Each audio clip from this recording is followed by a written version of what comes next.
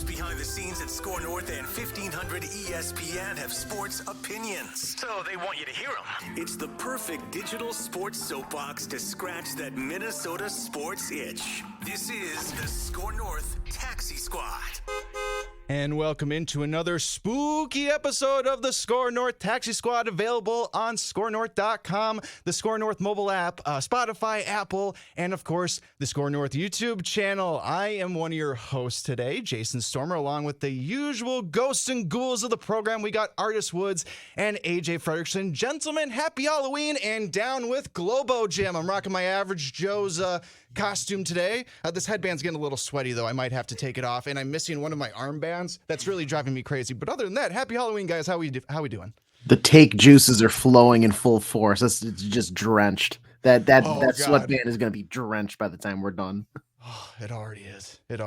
I wish I'd well, you did text us earlier like, yeah, guys, I'm pulling up in like uniform just to let you all know. I wish I had time to come up with some type of Halloween costume, but hey, I'm here. Vikings won, which was crazy. We have to discuss. So I'm doing pretty good. I dressed up as a big dumb idiot because I totally thought that the 49ers were going to pull out the Vikings. Yeah. All of us kind of look that way, huh? A little egg in our face. All of us, Artis, AJ, myself included, all picked the San Francisco 49ers to beat the Minnesota Vikings. That was not the case. A 22-17 win for the Vikings at home on Monday Night Football. Kirk Cousins getting it done in prime time. It was honestly an exciting game, guys. Obviously, the Niners were dealing with some injury bugs going into that game, and it was pretty evident throughout the game. But so were the Minnesota Vikings. We didn't have Justin Jefferson, and I feel like that was a very underrated talking point going into this week. And guys, I don't know about you, but this Vikings offense, at least the passing game, looked pretty dang legit against that good San Francisco 49ers defense. Jordan Addison, we'll get into him. We'll talk about him in just a minute, but my goodness, what a just stellar performance in prime time. TJ Hawkinson got a lot of work done. I mean, he's the highest paid tight end in football. He should get that work in. Brandon Powell, too. It was really collective effort from the passing game, guys. That was my biggest takeaway from the night. But what were yours from this, I guess, kind of somewhat stunning victory for the Minnesota Vikings over the Niners? Not a lot of people picked them to win, including us.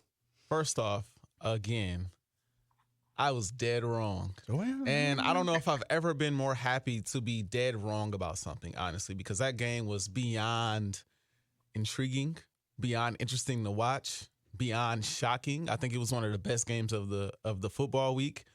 Kirk Cousins, so there were a couple things that shocked me. Number one, Kirk Cousins shocked me because it was Monday night, it was prime time, and third and 7, 3rd and 8, 3rd and 10, 3rd and 5, 3rd and whatever, Kirk is getting the first down on arguably the best defense in the league. Insane to watch without Justin Jefferson. That was just literally, we've seen him play extremely well before, but again, prime time against the 49ers, fresh off of a loss, that was really impressive. The offensive line not allowing a sack, shocking, utterly shocking. Like, even moments where it kind of got home, Kirk was able to kind of wiggle out and make, crucial throws downfield, which is really impressive. The defense was also very shocking.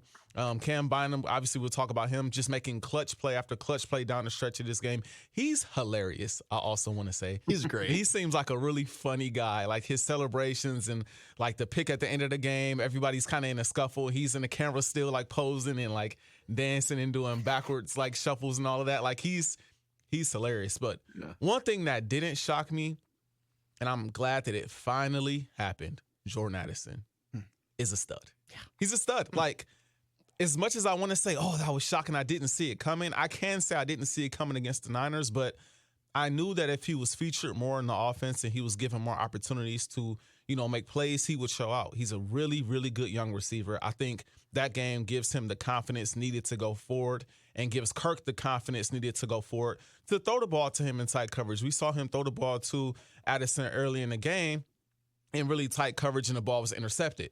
Then he tried it again into tight coverage, and the ball was almost intercepted towards the end of the half, but then Addison ripped it out and scored a touchdown. And so I was happy to really see that. TJ Hawkinson wasn't really shocking to me, but those two elements, Hawkinson and Addison balling out, was not really shocking. Still very impressive. But overall, man, I'm happy the Vikings won. And I'm not going to be the guy to poo-poo on this. I have my takes and how I feel about the rest of the season. Obviously, I still kind of feel the same way, but to say that win wasn't impressive would be a bold-faced lie. So I'm happy that they got the win, and we definitely have to discuss, where do they go from here? Yeah, it's definitely it's an impressive win in my book. I know a lot of people are chiming in with, they didn't have Trent Williams. Oh, they didn't have Deebo Sam. Guess what the Vikings didn't have? Marcus Davenport, this little guy named Justin Jefferson. Both teams are banged up. That's football. People get hurt, like teams have to play injured and, have that next man up mentality. The difference was the Vikings were able to come out on top and get a win, and a much needed win at that. It was at home. Sure. Home field advantage, whatever.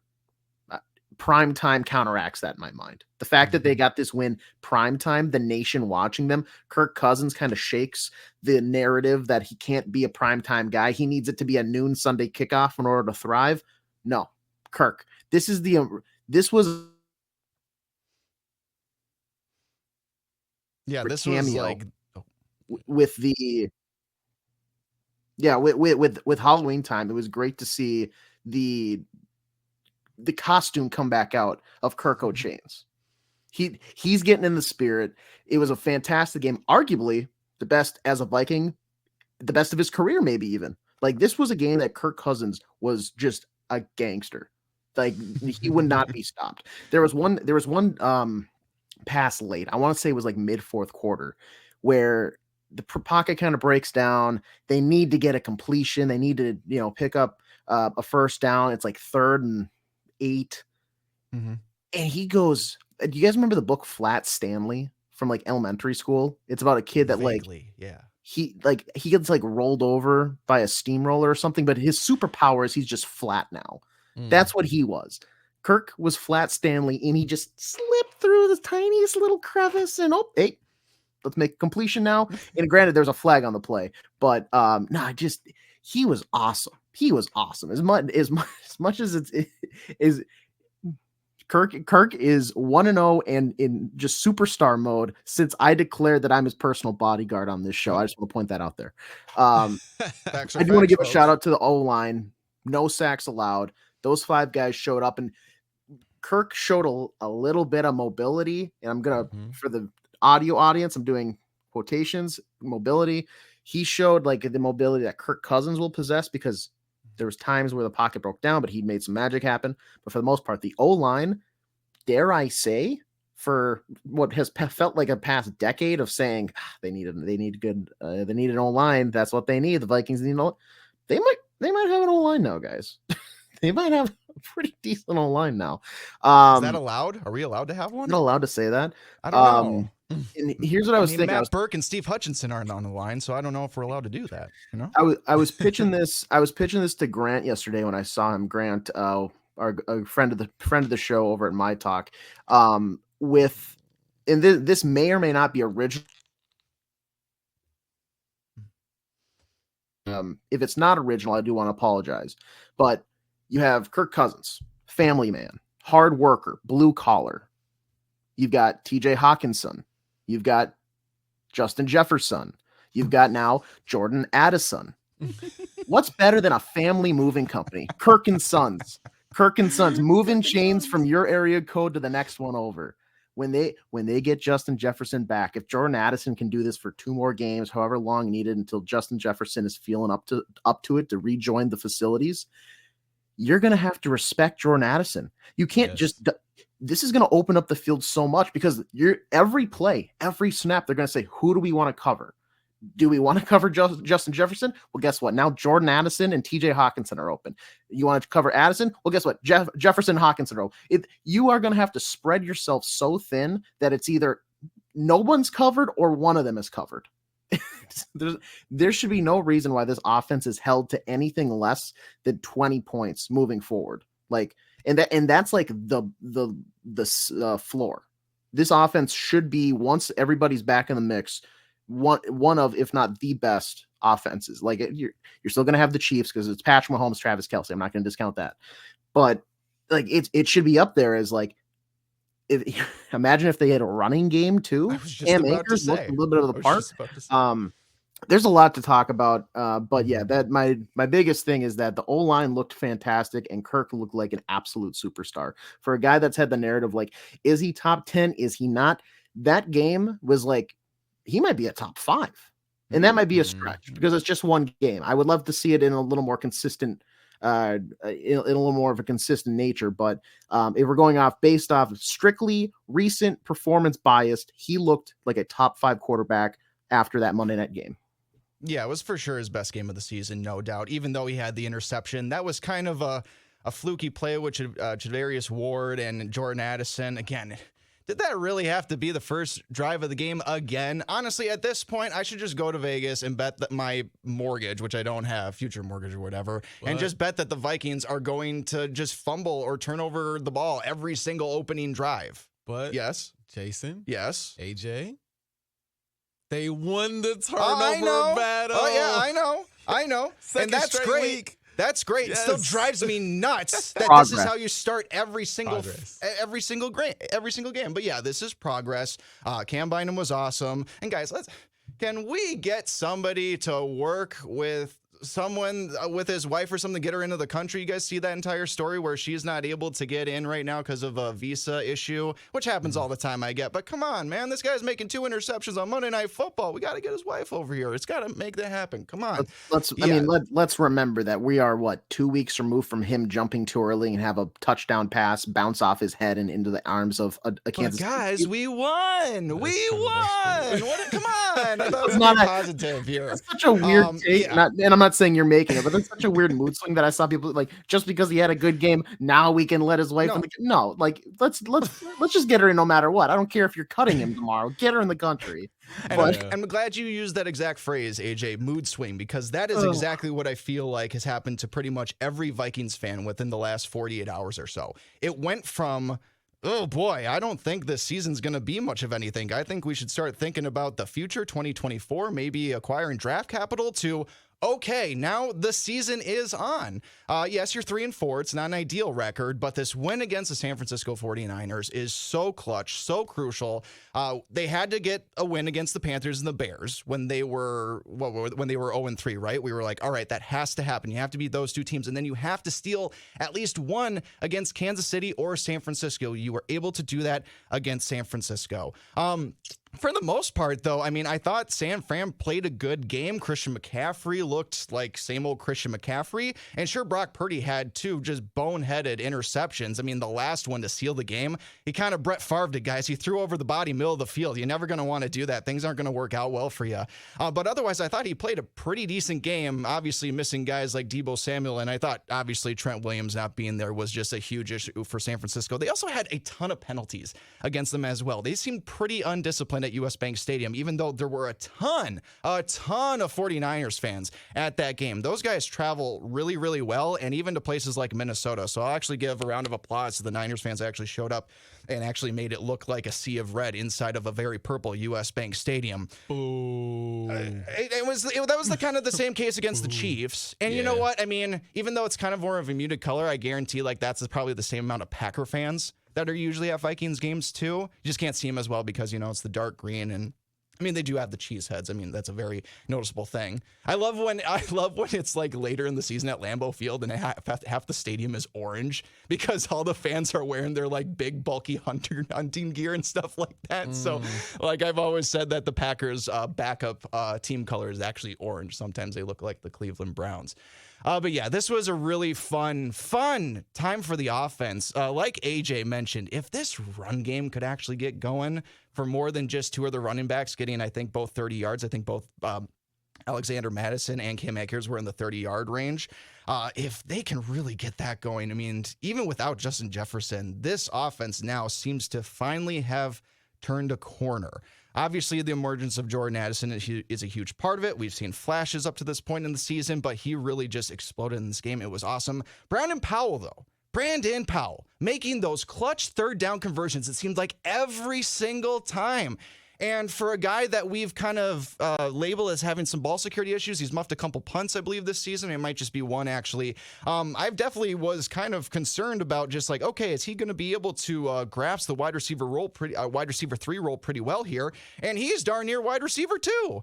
KJ Osborne had a really good game. He's had 3 straight games where he's had between 47 and 49 yards, specifically like 47 and 49. Very consistent numbers from KJ Osborne recently. But if this is what we can get from Brandon Powell, that is going to be awesome. And guys, we're already 3 weeks in to the technically 4 weeks that Justin Jefferson has to be on IR.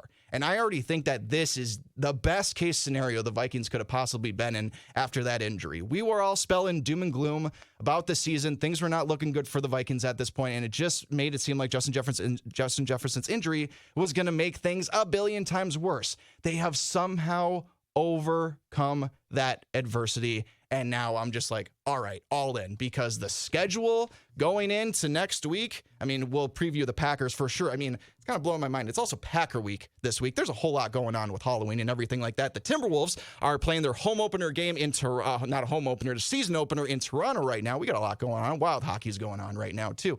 I'm very distracted. But yeah, this is just... This schedule is so weak, guys. It is so weak. The Packers, we'll get into that in a minute, but the Packers look terrible against the Broncos and so on and so forth. You got Vegas, you've got Atlanta, and some other teams as well. I don't have the schedule right in front of me as I speak. But this was so necessary to get not only just the locker room back on and be like, all right, we got this, but also the fan base, because I swear, guys, if we would have lost this game, it just would have pushed us even more into all the reckless speculation about what potentially we're going to do with Kirk Cousins this season, even though probably wouldn't waive that no trade clause regardless. But then, like, the rumors about Danielle Hunter would have started circulating again, and other guys that are under expiring contracts as well. But this shut all of that up, all of it up. And now we actually get to enjoy the football season for what it's intended to be, actual football, and not just speculating on what the team could be. I want to enjoy what the team is right now. Could this bite the Vikings in the butt, though? Potentially. I mean, there's no guarantee that they're going to win these games against these soft teams or anything like that. And who knows, this San Francisco win might just turn out to be a mirage, and you might end up in the same place that you pretty much were going into the San Francisco game in a couple weeks. We will have to see after Green Bay and Atlanta. I don't think that will be the case, though. I think the Vikings gained so much momentum in this game, regardless of the status of what the 49ers currently are and what they're going to be dealing with injuries. This was a season-defining win. And now we get to speculate on what the playoff chances are for the Vikings going forward. Detroit got throttled by the Baltimore Ravens. That was disgusting. They were up at like 35-0 at one point. My goodness, it was delicious to watch. Don't get me wrong, but my goodness, it just kind of is now reshaping. And yes, the Vikings are 3-4. We got a lot of work to do, and the Lions have to lose games too. But I think this game has also reshaping the narrative about, hey, maybe there actually is a course to the NFC North title now. I can't believe I'm saying that, really. I didn't expect the Vikings to win. None of us did. But now that we're here and we're on the other side of it, it's just, it's also Halloween. I got a lot of energy right now. I haven't even had any coffee yet today. But this is great, guys. This is fantastic. I'm glad that the Vikings were able to just give us this. This is what we needed. Because it would have been boring to talk about the reckless speculation and stuff. I mean, it's never boring to SKOR North. Don't get me wrong, but this is just great. You're just wired. You've been popping like nerd clusters and like almond joys all day. You are sweating sucrose right now. Oh my gosh! Just high fructose corn syrup. Hey man, when you live by the 5 Ds, dodge, duck, dip, dive, and dodge. You know, you work up a bit of a sweat. You know what I mean? I don't know. Be on ESPN 8 The Ocho later doing interviews. It's going to be great. For the audio only audience, I know Jason referenced it earlier, but he's wearing a Average Joe's Gymnasium costume here for the night. Yeah, don't forget the love handles. Got to get that. That's what the dodgeball puns are referring to throughout the show. Dodgeball. Yeah, it's great. It's so great. Yeah, he's again happy for the win. That's what this is about. This was about mainly being happy for the win and understanding that now, okay, maybe you don't have to like just tank the season down the drain. It feels like, you know, I do want to emphasize the NFL is weird. You said it earlier, like I got the schedule up. They got the Packers, the Falcons, the Saints, the Broncos, the Bears, the Raiders. Then they got the Bengals, Lions, Packers. So like the back end of this schedule is on paper very, very, very easy. But it's the NFL. Mm-hmm. And this season, we have seen some weird stuff. The Vikings beating the 49ers was weird. Let's just be honest. Like, we've seen some crazy upsets, and I guess that's just what makes the NFL the NFL. So I'm feeling the same way you are, Jason. I'm cautiously optimistic that the Vikings could go on a nice little tear here. I think you did build a ton of momentum coming off of the 49ers. If you could beat the 49ers, I don't care what injuries they have, because every team in the NFL is hurt right now, and you're missing your best player. If you could beat the 49ers, you could beat any team on your schedule. There's not a team on your schedule that you now look at and say, that's an automatic loss. There are some teams where you look at and it's like, you might lose that game, but there's not a single team you look at that you're afraid of remaining on the schedule. The best probably teams you have left is the Bengals and the Lions. But again, that's on paper. Yeah. So I want to see the Vikings build on this. We're going to get into the Packers game. But I really want to see the Vikings build on this, because if you beat the 49ers, and then somehow, some way you go on the road and lay an egg in Lambeau Field to Jordan Love, who is not playing well, and the Green Bay Packers, who are not playing well, I'm not going to say it completely kind of makes you forget about beating the 49ers, but it does kind of reel you back. Like, okay, what is this team really? What is this team really going to be? What is the aspirations for this football team? Because the Lions are going to drop a couple more games, I presume. I didn't think they'd beat the Ravens, but I didn't think they'd get blown out either. So that was also pretty shocking. But all in all, game by game, how are you guys feeling about the Packers? Going into this matchup, like, I think they're reeling in a sense, because like Jordan Love, I don't want to say he was never like the Wizard of Oz. Like I don't think he ever was like the king of the castle, but in a sense, the curtain has been pulled back slightly. This guy has gotten lucky a handful of times. Like it wasn't this past week, but I think the week prior when they were playing, I think it was against the Broncos. I want to say that might be wrong. That was last week then. Yeah. So I think it was against the Broncos, but he threw a pass and it hit off a defender's face mask and just ricocheted perfectly into the hands of, I think, Romeo Doubs. Like that just doesn't happen. That should be an incompletion or an interception at worst. That should not be a touchdown pass.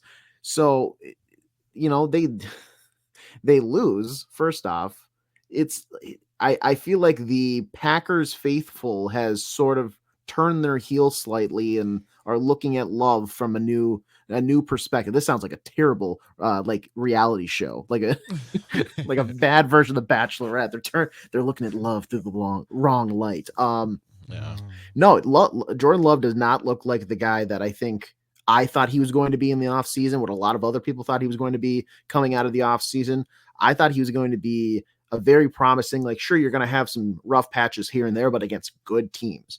But it seems like each week you're seeing flashes of, okay, this guy could be good, but it's not outweighing okay, that was brutal to watch. So this is a week where you can look at it from two ways. One, they're reeling, they're on their heels, they're nervous, they kind of are feeling the pressure, and so it's only going to get worse and snowball from here on out.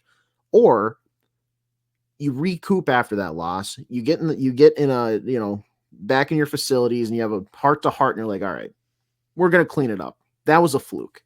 Let's watch the film. Let's prepare for one of our bigger rivals. We have to beat them this week, because they saw that. They obviously watched what happened on Monday night. And the Vikings are going to have a shorter week than what they had. And I mean, I love that. That's a talking point for a lot of people. It's 17 hours and most, like, let's relax here. But I feel confident in the Vikings.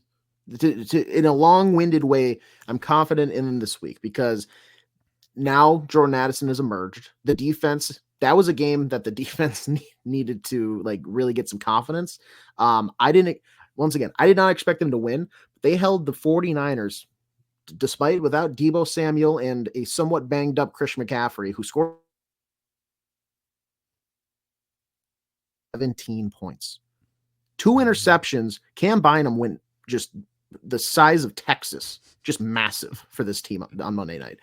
So that was a huge confidence booster. Brian Flores has been a breath of fresh air with this defense this year. The Donna Shell defense is gone, and I barely remember it. Just a bad nightmare. I've wiped away the memories in front of my face. I've emerged through the fog and the spider webs, the cobwebs, and now we have this glorious field, roaming pastures of Cam Bynums and Harrison Smiths, galloping deer like Daniil Hunter in the backfield. He's knocking stuff over. That's how hard we're galloping over here, guys. Do you need a sweatband? I think you need a sweatband. But no, it's the defense held the 49ers to 17 points. If they can hold them to 17 points, I cannot wait to see what they're going to do off, like riding the high of that, as long as they don't let it go to their head against the Packers. So this is going to be a game that I think the Vikings, I mean, I think I've said this every week. This is a must-win game because, like Jason said, if you lose this, all the progress you just made is gone. This game gets you back to 500. This is right before the trade deadline. I think it gives you like 48, 72 hours before the trade deadline to really make a decision. Because if you lose on Monday night and then you lose to the Packers, you're in sell mode. But that win, that's like, do we want to buy? Are we a buying team? Do we want to bolster this defense a little bit more? Do we want to add to this Brian Flores masterpiece we're seeing week in, week out? Masterpiece might be a little bit of an oversell, but compared to last year, it is. Yeah, I mean it's such a turnaround. I love it. But yeah, I'm confident in the Vikings. I'll save my score prediction for that for once we get to that portion of the show. But bottom line is, I'm confident. I think like normal, but it's going to be a game that they have to win. They have to. Yeah. You heard it here first, folks. Vikings have to beat the Green Bay Packers. You might hear it again next week. Yeah, I mean, that's the most unoriginal, ununique take of all time that everybody has said, but, you know. It's the truth. Yeah, I mean, there's really only... What do you want me to say? Like, a tie is fine. No. Is this the week you predict that's high? Oh my! You said, yeah, you did say. That's Artis. That's what we should have done when he was out and he had to video us his score prediction for the Chargers. We should have predicted tie for that one. That would have been. That should have been AJ's tie for the season. I'll save that for Bengals week. Joey B and Kirk Cousins going head to head, 31-31 tie. I mean, it already happened once, right? Didn't they tie a couple of years ago in like the first or second game of the season, or did we like lose in a last-second field goal? I can't remember. It was like dang near tied by the time overtime ended. I don't remember. How are you guys feeling about this week? I'm feeling pretty good. You guys familiar with Bleacher Report? Of course. Yeah. So they are an aggregate. They aggregate content, right? They pull in articles from a billion different sources and have it all in one place. And they have a team page for every team, every sports team, right? Well, obviously, I have one for the Green Bay Packers. You want to read some of the headlines this week on Bleacher Report? Packer fans and writers reacting to their loss to the Denver Broncos. Here's the first one. By the way, we just need to read the headlines, right? I mean, that's all you have to do these days to get all the information you need, right? Jordan Love's weaknesses are blunting Christian Watson's strengths. Let's keep scrolling. Packers barreling toward Love dilemma. Keep scrolling. The case for keeping and getting rid of everyone. Packers seeking answers on offense. Packers can't afford to continue easing Love into games. This particular writer called it a cornucopia of failure versus the Broncos. Anything else? I mean, you guys get the point. Packer Nation right now is imploding because of what happened in Denver. That game was absolutely disgusting. I had it on in the background watching Red Zone all day. By the way, I love when the Vikings don't play on Sundays because I can just watch Red Zone all day long. It's so great. But I watched most of that Packer game. It was the one on locally in town too. And it was horrendous. The offense in the first half for Green Bay was horrible. Yes, they came back, took the lead, but still, it just looked off. And it's been pretty bad for the Packers the last several weeks. I mean, they have scored under 21 points now in 4 straight games. Jordan Love has a sub-91 rating in those 4 straight games as well and has thrown 4 touchdowns to 7 interceptions. Now, the highlight and the silver lining for the Green Bay Packers is that their defense has still been pretty darn good. 86.9 defensive passer rating. That's like halfway point for most defenses, but they got a good yards per attempt for quarterbacks. They're top 10 at 6.9. Their pass defense, their overall defense too, is only giving up 22 points per game. That's also top 10. And their third down and their red zone defenses as well is also top 10 defenses. So in terms of a fallback from this 49ers defense you just saw. Actually, the Green Bay Packers are kind of somewhat similar statistically in the same categories as the San Francisco 49ers. So you are not going to get a much lesser defense this upcoming week, and that's really all the Packers have to lean on right now.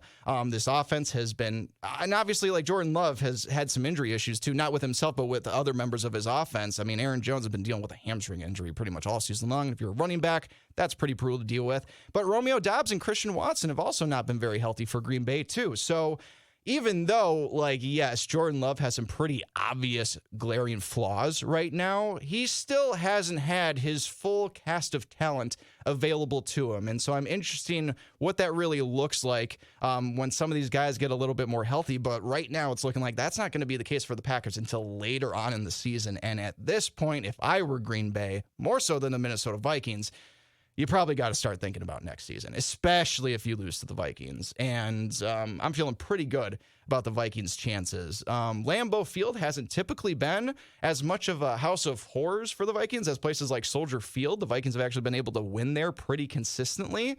And a lot of Vikings fans will travel to Green Bay, especially because, this isn't like a late December game, which the Vikings usually play at Lambeau. So I'm expecting a lot of Vikings fans are going to make this trip out to Lambeau. And I believe when the Lions were playing there a couple weeks ago, like damn near half the stadium was Lions fans, it turned out. I don't know if the Vikings are going to be able to pull that off because I think that pissed off a lot of Packer fans. I saw them very active on social media be like, why are we giving our tickets away to Lions fans? I've been waiting in the season ticket queue for 30 years now, and I still can't get tickets, and all these Lions fans get to go or whatever. My great-grandpappy's got a share, and he makes a penny a year off my share of the Packers. I'm a co-owner.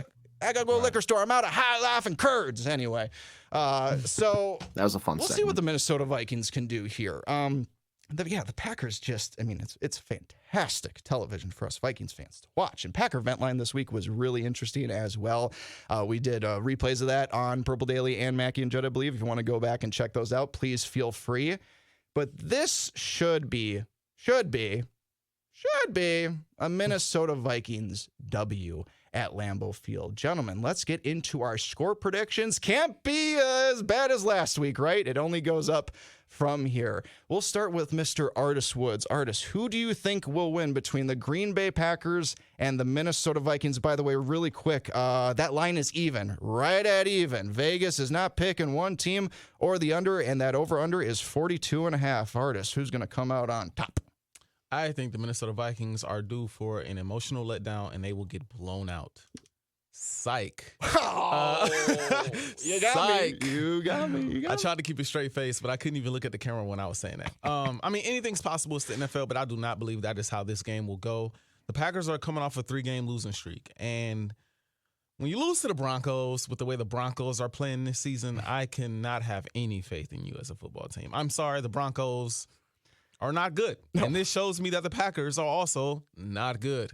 So what I said initially just now is a fear of mine, though.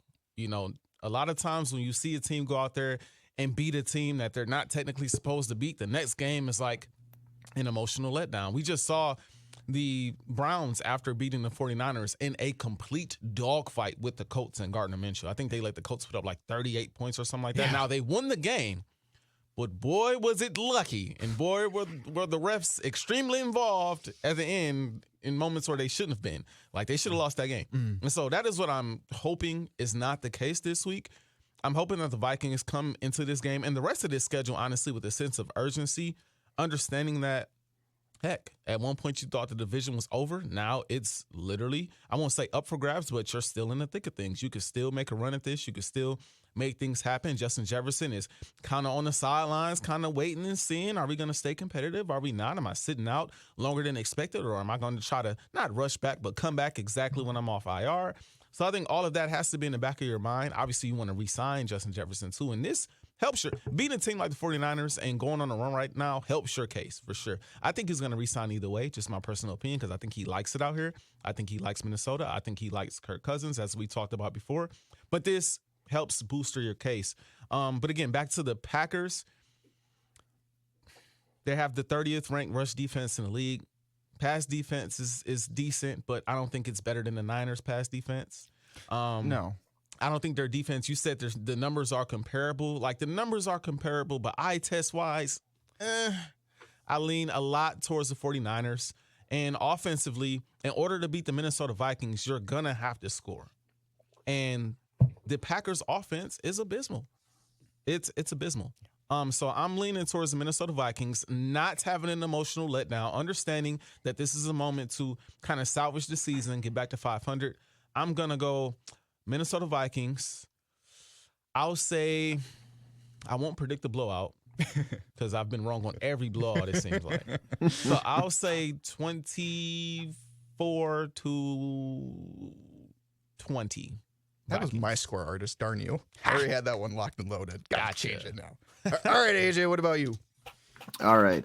I said this is going to be like a gritty win, but I think this is going to be a gritty win. Hold on, a gritty win? No, like a sandpaper grit win. Oh my god. I envy everybody only listening to this so they didn't have to see. Was that better or worse than Mike Gesicki's, though? That was the worst I've ever seen. That was somewhere between Mike Gesicki and Mac Jones. That was. I'll work on that. I'll work on that for next time. That was perfect for the holiday because I want to go hide in a closet and not come out until I feel safe. Until next week's Taxi Squad, then you got to come back out. So Sunday we got 12 high noon kickoff on Fox out at Lambeau Field. Right now, the forecast for Green Bay is set to be a high of 41 degrees and cloudy. So nothing too like massive there. It's going to have a little bit of wind. It shouldn't be like too blustery and too like hurricane-like, so it shouldn't have an effect too much. The biggest thing is that I'm upset that Justin Jefferson is not going to be playing because I really want him to stick it to Jair Alexander. He'll get a chance later in the season, and I hope he's going to come with more than just the tab due. He is going to pay and then some. But this week, I think Jordan Addison is going to get that pep talk. He's going to say, I got you. Jordan Addison is going to have another. He had his first 100 career reception game, 100 career yard game, I should say. He's going to back that up again. Another 100 yards in the air. Kirk is going to be Kirk. I think that they are going to have a lot of back and forth. Like, it's going to start ugly and it'll progressively distance itself. The Vikings are going to win this game 28. No, hold on. Let me think about this for a second. 27 to 27-14. Oh, wow. 27-14. Love it. I feel like you guys are just more prone to pick bigger victories than me. I've because they've played and won every single game. I've always picked the Vikings to win or lose by one possession or whatever. But you guys just do this every week though. They haven't blown anybody out. True. They haven't been blown out either. So but but at the end of the day, we all still have the same record though. That's just it. That's the problem. I'm just going off like this. Like they know they have to win this game. They're 3-4. Like getting to 500 is going to feel like it's not going to feel like winning a Super Bowl, but it's going to feel like, you almost have a brand new season ahead of you because you can go on a little bit of a run if needed. The schedule, like you said, is not the toughest after, this next stretch of like 4 or 5 games is not the toughest. This is a get right stretch of the schedule. And now you kicked it off with a little bit of a head start with a win over the 49ers. So you see that light, the door's slightly open. This creates a bigger gap for you to rip it off its hinges in the next coming week. So 27-14. Yep. And I didn't dress up in my average Joe's costume not to pick the Minnesota Vikings today. They're going to win 23-21 over the Green Bay Packers. It's going to be ugly at first. Absolutely. Vikings will need some time to get their footing, and so will the Packers. But I still think that if the Vikings blitz a ton, they're going to blitz a ton. They blitz all the time. Maybe, just maybe, Love can pick those up, maybe get some running plays available. Jordan Love is a very underrated runner, I feel like. He reminds me a lot of what Aaron Rodgers was at that time of his career in terms of mobility. So just maybe Jordan Love is able to get outside the pocket. Now, him throwing on the run outside the pocket, I think, is a completely different story. We'll see how that goes. But I think he'll get his footing at least a little bit. Packers will get a couple scores. Aaron Jones, another week of having that hamstring feel just a little bit better. A.J. Dillon is always a threat as a number 2 running back, so we'll see there. I'm still concerned about their health of the wide receivers. I mean, Christian Watson had another injury hiccup this weekend against the Broncos. I believe he's got a questionable tag right now, so we'll see about that. And then Romeo Doubs has had lingering issues all season long. But the Vikings will get the job done. The defense will show up enough. I think Danielle Hunter will at least get 2 sacks in this game. My little side bet there, which, by the way, any speculation about us trading Danielle Hunter now, it's gone. It's gone. You beat the Niners. I think that's gone. Maybe if you lose the next 2 or 3 in a row, then we can talk about that again. But as of right now, shush. Danielle Hunter needs to stay on this football team if we want to keep winning here in 2023. Vikings will get the job done against their division rival, their border rival as well. There will be plenty of Vikings fans that will represent at Lambeau Field, and the Vikings will get it done 23-21. Skol, everybody. Skol. So, man, I got a lot of energy today. But I need to go channel that into other useful, productive ways as well, like my task for SKOR North and everything like that. So we're going to have to wrap up this amazing episode of the SKOR North Taxi Squad, a spooky episode, spooky edition. Gentlemen, happy Halloween. Do you have any final thoughts before we send our listeners and our viewers off to their trick-or-treating? Yeah, I do. Artis, I'm going to let you maybe have the second. I'm going to let you speak. Well, both of you. I'll let you guys kind of rebuttal this. I'm getting sick of the Victor Wembanyama highlight stuff already. I just saw a video earlier of him in warm-ups dunking. Isn't he 7'2"? Who cares? That's him. He's 7'5". Yeah, that's the equivalent of me walking. Hey, look what I did today. I put my left foot in front of my right foot. Look at me. You're expected to dunk. Why are we acting like this guy's a freak? He is, but that's not an athletic ability that my mind's not blown. What are we gonna next? Guess what? He ate cereal for breakfast. Look at the form on the spoon. It's a person. He should be able to do that. If it was him getting in a Mini Cooper, that's a video I want to see. Him and Shaq getting in a Fiat, I'll watch that. That'd be impressive. Yes. Him dunking? No, that is that's 2 + 2 for him. I want that carpool karaoke though. Very tall basketball players in tiny cars with James Corden or something. That's what I want too. I will say this: my final word was going to be basketball related. I was going to say, do not allow the NFL season to distract you from the fact that it is also basketball season right now. The Wolves are kind of in a dogfight. It looks like they may lose to the Raptors tonight, but you will kind of figure out a bit about who this team is early on. I mean, they don't have Jaden McDaniels to start, but they got the Heat, they got the Hawks, they got the Nuggets, they got Utah, they got the Celtics, the Pelicans, they got Victor coming up as well on the schedule, the Warriors back-to-back nights, the Suns. So they got a kind of a brutal schedule to start. We will see what this team is. I won't say I have high hopes for the team in general, but I do have high hopes for Anthony Edwards. I think he's going to emerge into that top 10, dare I say top 5 conversation this year. That is how I think. That is what I believe. Also, I want to quickly respond to your comments about Wemby. I agree to an extent. Yeah. To an extent. I'm blowing it out of proportions for sure. But you're right about the little things that they blow up, and they're saying he's gonna be the GOAT. I saw that as a headline today on social media. I think it was Bleacher Report or EBA on ESPN on Instagram. Just why he's gonna be the GOAT. Here are 3 reasons, and I'm just this is crazy. But when you watch him play, it is kind of wild. It's crazy. I will say, I do recommend watching him play because he's gonna be good. My hot take though is Chet from the Thunder will be even better. Local kid too. I like that. Yes. That's hilarious because I just saw a video also of him getting the ball stolen and then his ankles getting broken on that ensuing drive. I do have one Wolves hot take here, and then I'll let Jason put a bow on the show, but write this down.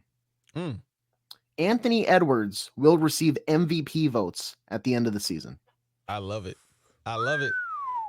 And not just like the one Timberwolves rider. Like there will be a not a significant amount, but enough that you're like, that's impressive, you know? Yeah. And we'll cross that bridge when we get there. But he's going to receive for a Timberwolves Anthony Edwards like bar set, like an impressive amount of MVP votes. No, I want a fun Timberwolves prediction as the season opens. And yeah, it looks like they're going to lose to the Raptors. They're down 97-91 with 11 seconds left. I predict that Anthony Edwards will finish second team All-NBA. How about that? That's a good prediction. We like that? I mean, AJ's is better. AJ's is a lot better. But I think he can at least make the jump to third this year for sure. But if he's going to go supernova, like Artis hopes that he will, and I hope that he will, second all that would be super duper sweet. I'm gonna have to get used to him wearing number 5 though. That's kind of weird, especially because Kyle Anderson wears number 1. They switch numbers. They're both on the court right now, and I just keep seeing number 1, and my eyes are drawn to Kyle Anderson every single time. That's gonna take some time. I don't know why he switched numbers. Number 1's a cool number. He's drafted number 1 overall too. Anyway, gentlemen, we got to get out of here. Another thorough analysis of the Minnesota Vikings this week, defeating the San Francisco 49ers. House of horrors for the Niners here in Minnesota. Did you guys know that they haven't won in Minneapolis in over 30 years, actually? Wow. Yeah, it's been tough. Been tough for them Niners. So, let's keep that streak going whenever they're here next. Packer week as well. Let's take down those cheeseheads. Let's just destroy them. We don't like those guys. They don't like us either. And, we'll be back next week for another fun edition of the SKOR North Taxi Squad. We'll talk about our Halloween festivities and all that fun stuff. Anyway, gentlemen. Really quick, what's your guys' favorite Halloween candy? Oh, that is the worst thing to spring on me as a show is about to... quick. Snickers. Did you say Snickers? Yes, I did. My guy. I was going to say Reese's Peanut Butter Cups, so we'll all just keep it in the peanut family. That's a respectful answer, but my guy. That's what I'm talking about. All right. Take us home. Right. Ready, dodgeball. Down with Globo Jim. Anyway, my name is Jason Stormer, AJ Fredrickson, and Artis Woods. We will catch you on the next time on the SKOR North Taxi Squad, which, by the way, you can listen to on SKORNorth.com, the SKOR North mobile app. Guys, get the fingers. I'm not doing all this, but anyway, Apple, Spotify, and YouTube. We'll catch you guys next time. Take care. Bye-bye. Happy Halloween.